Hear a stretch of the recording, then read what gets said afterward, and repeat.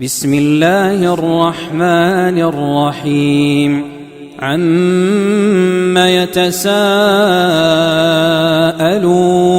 عن النبأ العظيم الذي هم فيه مختلفون كلا سيعلمون ثم كلا سيعلمون ألم نجعل الأرض مهادا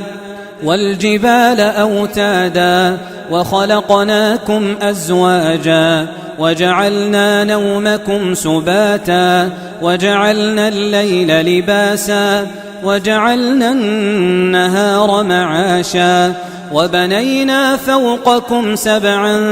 شدادا وجعلنا سراجا وهاجا وأنزلنا من المعصرات ماء ثجاجا لنخرج به حبا ونباتا وجنات ألفافا إن يوم الفصل كان ميقاتا يوم ينفخ في الصور فتأتون أفواجا وفتحت السماء فكانت أبوابا وسيرت الجبال فكانت سرابا إن جهنم كانت مرصادا للطاغين مآبا لابثين فيها أحقابا لا يذوقون فيها بردا ولا شرابا إلا حميما وغساقا جزاء وفاقا إنهم كانوا لا يرجون حسابا وكذبوا بآياتنا كذابا وكل شيء أحصيناه كتابا فذوقوا فلن نزيدكم إلا عذابا إن للمتقين مفازا حدائق وأعنابا وكواعب أترابا وكأسا دهاقا لا يسمعون فيها لغوا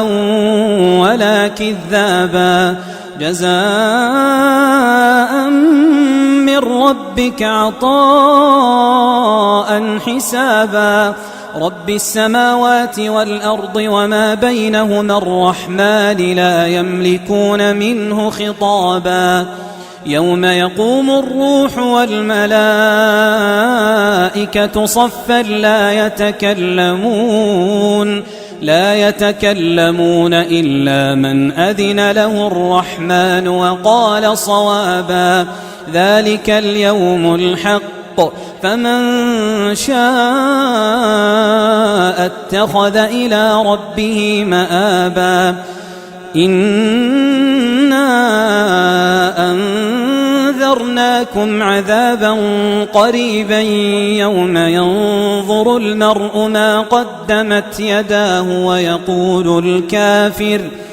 ويقول الكافر يا ليتني كنت ترابا.